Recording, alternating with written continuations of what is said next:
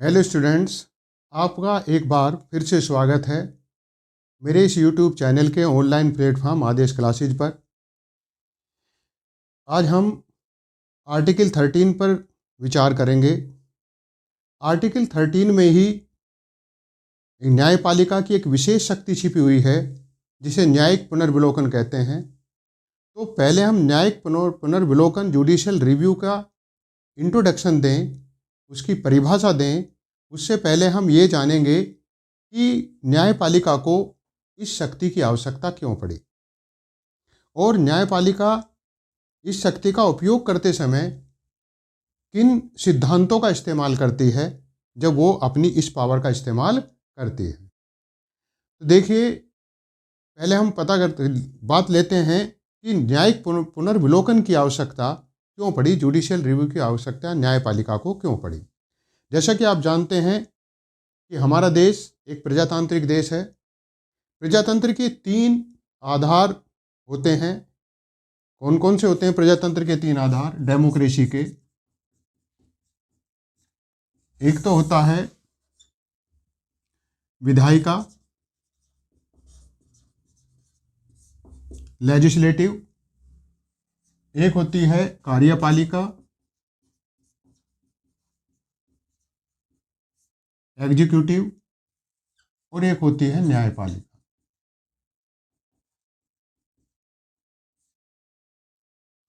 देखिए, विधायिका और कार्यपालिका मिलकर कहलाती हैं राज्य, स्टेट।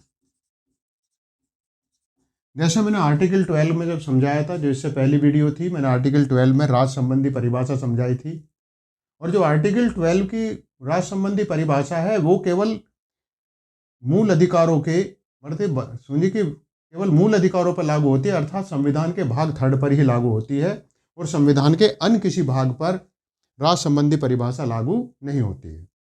अब बात यह आती है कि प्रजातंत्र के 3 आधारभूत स्तंभ हैं, परंतु एक परफेक्ट प्रजातंत्र, पूर्ण प्रजातंत्र की स्थापना के लिए जरूरी है कि एक विधायिका, कार्यपालिका और न्यायपालिका समन्वित रूप से काम करें, परंतु एक दूसरे से स्वतंत्र रहकर। मतलब समन्वित का मतलब होता है मिलकर काम करें, परंतु एक दूसरे से प्रभावित हुए बिना काम करें। अर्थात इन तीनों की शक्ति पूर्णतः एक दूसरे से पृथक होनी चाहिए, अर्थात एक दूसरे की शक्ति को कोई प्रभावित ना करे। मॉन्टेस्क्यू ने इसे पावर ऑफ सेपरेशन का सिद्धांत कहा था, अर्थात शक्ति पृथक्करण का सिद्धांत कहा था। तो ये फ्रांसीसी दार्शनिक हुए थे मॉन्टेस्क्यू, जिन्होंने शक्ति पृथक्करण का सिद्धांत दिया था। उन्होंने कहा था कि तीनों की पावर्स अलग अलग होनी चाहिए और एक दूसरे को प्रभावित नहीं करनी चाहिए। परंतु आप जैसा कि जानते हैं कि हमारे यहाँ संसदीय शासन प्रणाली है। संसदीय शासन प्रणाली में जो कार्यपालिका होती है, इसके कार्यपालिका के जितने भी मेंबर होते हैं अर्थात जितने भी मंत्री होते हैं, वो सब विधायिका से ही निकल कर आते हैं।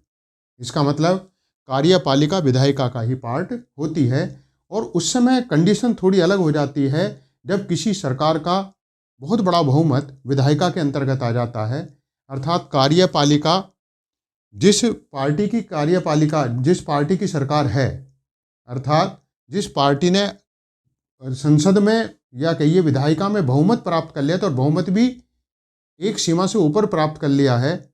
जैसे कि मैं आपको बताऊं कि हमारी 545 मेंबर्स हैं, तो लगभग कितने होने चाहिए मेजोरिटी के लिए? मतलब कि 543 मेंबर हैं, सॉरी, और मेजोरिटी के लिए होने चाहिए 272। परंतु जब किसी दल को 272 से भी बहुत अधिक संख्या में संसद में उसके मेंबर चुनकर आए, मेंबर ऑफ पार्लियामेंट चुनकर आ जाएं, तो समझिए कि उसकी पावर सरकार की बहुत ज़्यादा हो जाती है। इसलिए क्या है, उस कंडीशन में विधायिका और कार्यपालिका को हम एक दूसरे से ज़्यादा सेपरेट कर नहीं रह सकते। कार्यपालिका का विधायिका के ऊपर बड़ा ज़बरदस्त प्रभाव रहता है। ऐसी कंडीशन में न्यायपालिका की स्थिति विशेष बन जाती है, अर्थात उसका स्वतंत्र रहना बेहद आवश्यक होता है। अब बात यह आती है कि न्यायपालिका को न्यायिक पुनर्विलोकन की आवश्यकता क्यों पड़ी?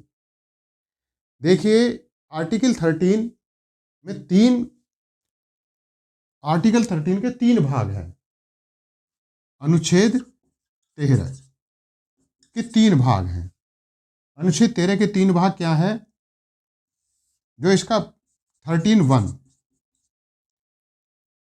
ये कहता है कि जो संविधान पूर्व विधियां, मतलब कि जब संविधान हमारा लागू हुआ था 26 नवंबर 1949 को, जब हमारा संविधान लागू हुआ था, उस कंडीशन में उससे पहले जो हमारे यहाँ विधियां प्रचलित थीं, अर्थात अंग्रेजी जब ब्रिटिश काल था उस समय के कुछ कानून प्रचलित थे जो देश आज़ादी के बाद भी प्रचलन में हैं और थे।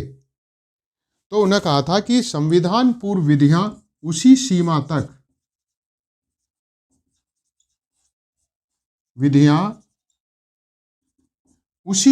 तक मान्य होंगी जिस सीमा तक वो मूल अधिकारों का अतिक्रमण नहीं करती हैं।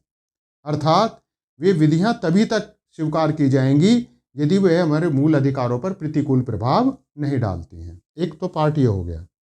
दूसरा पार्ट ये था 13(2) में यह है कि राज्य कोई ऐसी विधि नहीं बनाएगा,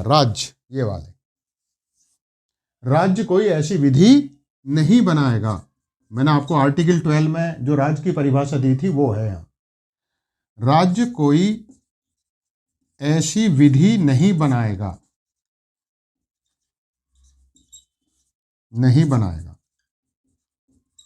जो हमारे मूल अधिकारों का अतिक्रमण करती हो, अर्थात मूल अधिकारों का अल्पीकरण करती हो, अर्थात उनका प्रभाव कम करती हो। अब आता है तीसरा पार्ट ये था कि ऐसे कोई भी प्रथा या नियम उपनियम या रीति रिवाज या रूढ़ियां जो विधि का बल रखती हैं, अर्थात जो विधि जैसा प्रभाव रखती हैं, वे भी उसी सीमा तक स्वीकार की जाएंगी जिस सीमा तक वे मूल अधिकारों पर प्रतिकूल प्रभाव नहीं डालती हैं। तो इसमें कौन आती हैं? विधि का बल रखने वाली, मतलब कि जो विधि की पावर रखती है, एक तरीके से विधि का बल रखने वाली क्या? रूढ़ियां, रीति रिवाज, नियम, उपनियम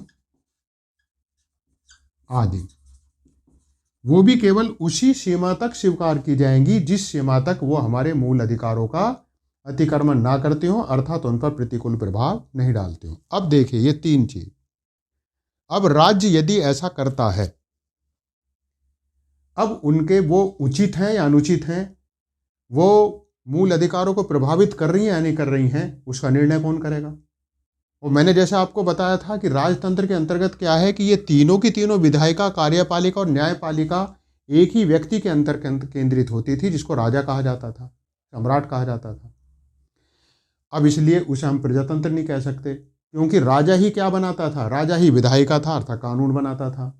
राजा ही अपने बनाए हुए कानूनों को लागू करता था, और वो कानून सही हैं या गलत हैं, वो लोगों पर कैसा प्रभाव डालते हैं, तो उसका निर्णय करने का अधिकार भी किसको था? राजा को। तो स्वामी क्या था? न्यायपालिका था।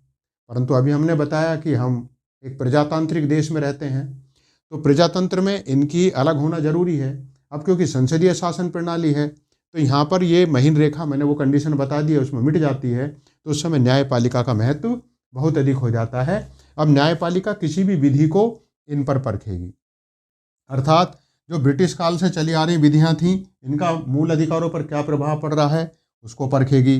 राज्य ने कोई ऐसी विधि बनाई है, उसका मूल अधिकारों पर कैसा प्रभाव पड़ रहा है, उसको भी परखेगी। और जो 13(3) है, विधि का बल रखने वाली जो पहले से चली आ रही रूढ़ियाँ, रीति रिवाज, नियम उपनियम, उनका क्या प्रभाव पड़ रहा है मूल अधिकारों पर, उनको परखेगी। इसका मतलब ये हो गया, इनको परखने के लिए न्यायपालिका को एक विशेष प्रकार की शक्ति मिल गई है, उसे कहते हैं न्यायिक पुनर्विलोकन। क्या है वो पावर है न्यायिक पुनर्विलोकन, जुडिशियल रिव्यू।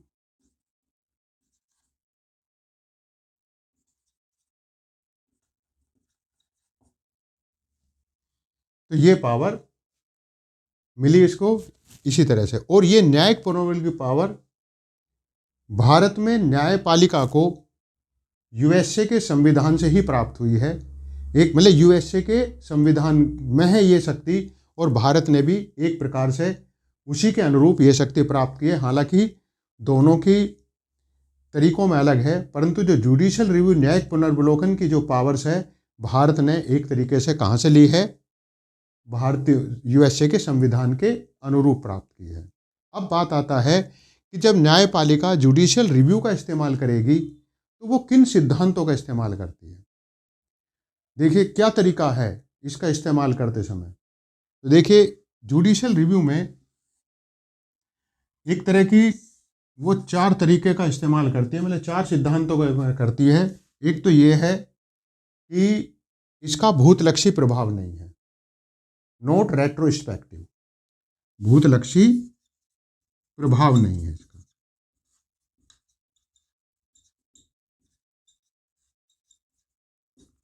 नॉट रेट्रोस्पेक्टिव मतलब कि क्या, मतलब कि यदि कोई ऐसा मामला है जो ऐसे कानून के खिलाफ जाकर उत्पन्न हुआ है, मतलब ऐसे कानून के विरुद्ध कार्य करने के कारण उत्पन्न हुआ है, जो ब्रिटिश काल से चले आ रहे थे, और जब संविधान लागू हुआ था उससे पहले ही वो न्यायपालिका में क्या थे, पेंडिंग थे। तो न्यायपालिका ऐसे किसी भी मामले पर वो जो है न्यायिक पुनर्विलोकन नहीं कर सकती, चाहे वो मूल अधिकारों का ही उल्लंघन क्यों ना कर रहे हों। तो उसे हम क्या बोलते हैं, भूतलक्षी प्रभाव नहीं है इसका, नॉट रेट्रोस्पेक्टिव। जुडिशियल रिव्यू वो ऐसे मामलों पर, न्यायपालिका ऐसे मामलों पर संज्ञान नहीं लेती है। उसके बाद आता है, ये आता है पृथक्करण का सिद्धांत, डॉक्ट्रिन ऑफ सीवरेबिलिटी, पृथक्करण का सिद्धांत।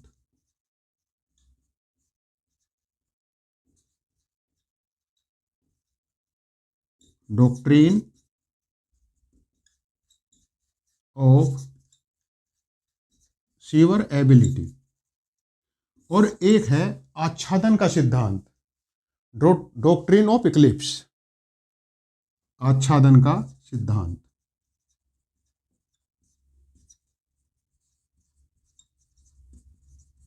Doctrine of Eclipse.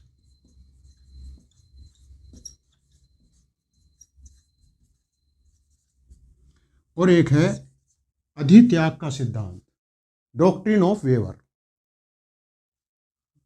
अधित्याग का सिद्धांत। यहां जगह नहीं, मैं यहां लिख देता हूं। एक क्या है,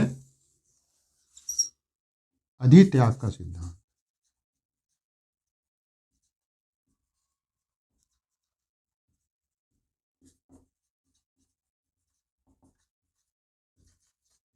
डॉक्ट्रिन ऑफ वेवर। देखिए जैसे कि मैं आपको भूतलक्षी प्रभाव के बारे में बता चुका हूं, एक पृथक्करण का सिद्धांत है। यदि कोई विधि राज द्वारा बनाई गई और वो विधि जो है संपूर्ण विधि मूल अधिकारों पर प्रतिकूल प्रभाव नहीं डाल रही है, कुछ ऐसा है कि उस विधि का कोई सा भाग मूल अधिकारों को क्या कर रहा है, प्रभावित कर रहा है, तो उस भाग को यदि हटाने के बाद भी विधि के उद्देश्यों पर कोई प्रभाव नहीं पड़ रहा है, तो उस भाग को क्या करेगी, न्यायपालिका हटा देगी अपनी जुडिशियल रिव्यू के अंतर्गत।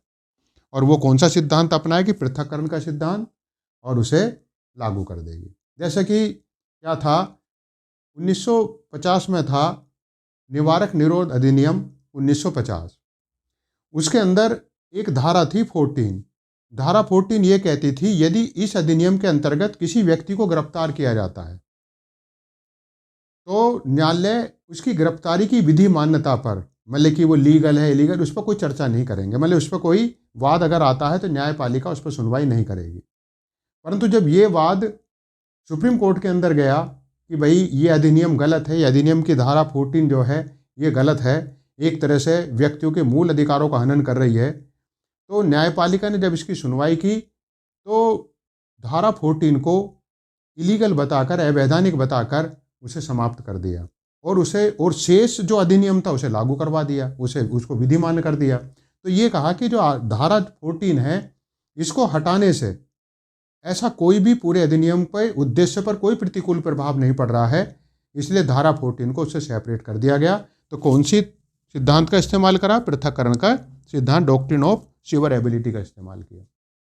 अब आता है कि आच्छादन का सिद्धांत क्या है। देखिए, आच्छादन का सिद्धांत ये है कि जो संविधान लागू होने से पहले जो विधियां थीं वो नष्ट खत्म तो ही नहीं थी, लागू थी, वो समाप्त भी नहीं करी गई। तो जब न्यायपालिका ने ऐसा कोई वाद आया तो उसमें एक निर्णय ये दिया सुप्रीम कोर्ट ने कि देखिए, जो ब्रिटिश काल मतलब कि जो संविधान लागू होने से पहले जो विधियां प्रचलन में हैं वो विधियां अप्रभावी रहेंगी यदि वो मूल अधिकारों का उल्लंघन कर रही हैं। मतलब वो विधियां समाप्त नहीं हुई हैं, परंतु क्या रहेंगी? अप्रभावी रहेंगी, अर्थात उनका अब कोई प्रभाव नहीं रहेगा और उस सीमा तक वे अप्रभावी रहेंगी जिस सीमा तक वे मूल अधिकारों का हनन कर रही हैं। इसका मतलब क्या हुआ कि ऐसी विधि जो मूल अधिकारों का हनन कर रही हैं और जो संविधान लागू होने से पहले से प्रचलन में थी वो एक तरह से मूल अधिकारों के द्वारा ढक ली गई हैं। तो इस सिद्धांत का प्रयोग करके भी जुडिशियल रिव्यू का इस्तेमाल करता है, उसे कहते हैं आच्छादन का सिद्धांत, डॉक्ट्रिन ऑफ इक्लिप्स। एक क्या है? एक है अधित्याग का सिद्धांत, डॉक्ट्रिन ऑफ वेवर। अब अधित्याग का सिद्धांत क्या है? इस सिद्धांत की ये है कि कोई भी व्यक्ति अपने मूल अधिकारों का स्वयं परित्याग नहीं कर सकता। क्यों नहीं कर सकता ऐसे? क्योंकि जो मूल अधिकार बनाए गए हैं वो केवल व्यक्तिगत हित को ही ध्यान में रख के नहीं बनाए गए हैं, व्यक्तिगत हित से ज्यादा लोक हित को ध्यान में रखकर बनाया गया। इसलिए यदि कोई व्यक्ति अपने मूल अधिकारों को स्वयं परित्याग करता है तो ऐसा करने से लोकहित पर प्रतिकूल प्रभाव पड़ेगा। क्योंकि एक व्यक्ति यदि अपने अधिकार छोड़ रहा है और न्यायपालिका मान्यता दे रही है कि ठीक है, इनने अपना आप स्वीकार किया अपने मूल अधिकार छोड़ने का, तो फिर क्या होगा कि न्यायपालिका फिर पूरे समुदाय के लिए भी आप मूल अधिकारों की रक्षा कर नहीं सकती। इसलिए यदि कोई व्यक्ति अपने मूल अधिकार त्यागने आता है, ये कहता है कि मैंने अपराध किया है, मैं स्वीकार कर रहा हूँ, तो न्यायपालिका उसके इस स्वीकृति को मानती नहीं है। उस पर काफ़ी डिस्कशन होता है, काफ़ी वकील आपस में जिरहबाजी करते हैं। अगर वो प्रूव होता है तो उसको अपराधी सिद्ध किया जाता है, चाहे वो अपने मुंह से कितना ही स्वीकार कर रहा हो, उसे अपराधी स्वीकार नहीं किया जाता है। अब देखिए, मुझे आशा है कि आपको जुडिशियल रिव्यू समझ में आया होगा और इससे बड़े महत्वपूर्ण क्वेश्चन आते हैं निकल कर जो हैं, और वो आपको समझ में आ भी जाएंगे। और आशा है कि ये सभी चीज़ें आपको विस्तृत ढंग से समझ में आ गई होंगी। धन्यवाद। जय हिंद।